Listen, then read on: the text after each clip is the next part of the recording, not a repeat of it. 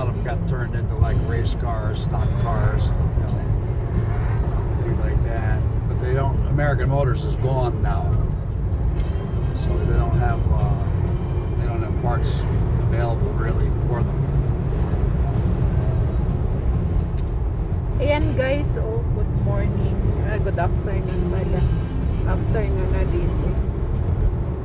Ganito lang yung buhay dito sa US. Yung, ayan, tahimik. Walang traffic. Ayan.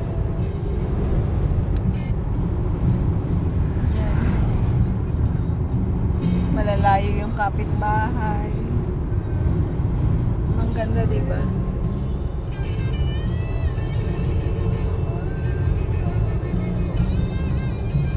Linggo ngayon, so wala masyadong tao sa highway.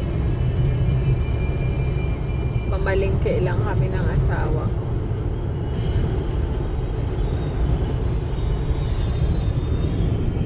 Ayan siya.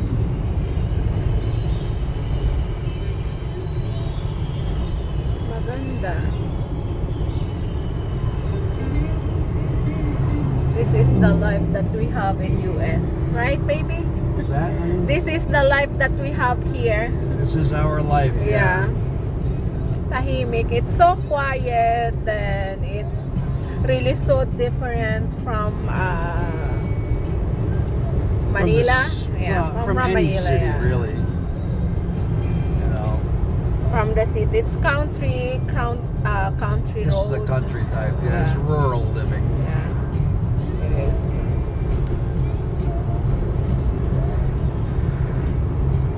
Ayan siya.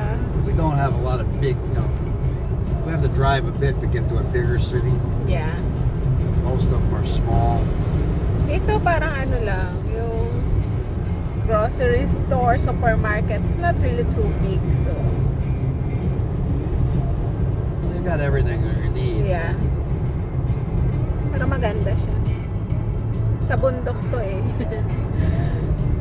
Sometimes you have to drive a little ways to get Yeah, kung gusto mo pumunta ng city, you must need to drive maybe an hour, so punta ng Walmart, maybe it's about an from- hour or so to Walmart. Yeah, I think 35 minutes, honey.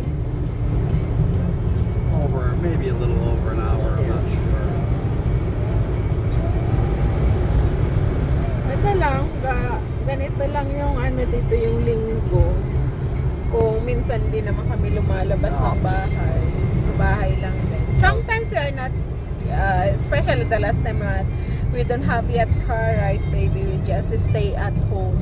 Oh yeah, we're Yeah. stranded at home. Yeah, just stay at home. So, Couldn't walk to anything. ngayon nakakalabas na din kami kasi may license na yung asawa ko. Pag ganito lang pagkatapos na mamalingke, uwi na din. Hindi gaya sa atin na pag linggo may Catholic church din dito. So sabi ko nga sa asawa ko kanina na daanan namin is parang katatapos lang ng mass. So sabi ko baka sa linggo makapagsimba, hopefully. Pero hindi gaya sa atin na pagkatapos simba sa mall, then dito tahimik lang. Kasi napakasimple yung buhay, wala kang tahimik, sobrang tahimik talaga dito, pero talagang mamimiss mo din yung buhay sa Pilipinas na na masaya.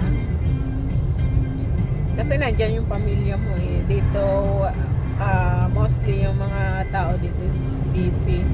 Busy sa trabaho. Tsaka, wala din silang, hindi gaya sa atin na kung may mga birthdayhan, may mga event, tipon-tipon. Dito, hindi, ibang-iba. So, yun ang pagkakaiba na mas masaya din talaga doon sa atin. Ibang dito parang wala naman pakialam, walang mga pakialam yung tao dito. Basta puro lang trabaho kasi madaming bayarin.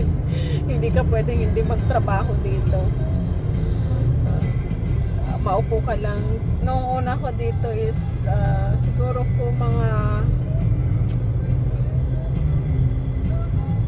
6 months din siguro ko ako walang trabaho. Ay, napakaano sa bahay. Sobrang parang maano ka, mabuang-buang ka sa ano, yung anxiety mo, yung lahat-lahat. Kaya mas maganda yung may trabaho ka dito, malilibang ka. Tapos talagang ano, kailangan. Kasi madaming bayarin. Madami ditong ano. Hindi pwedeng makakupo ka lang maghapon. So, ganyan lang dito. So, it's our daily life here.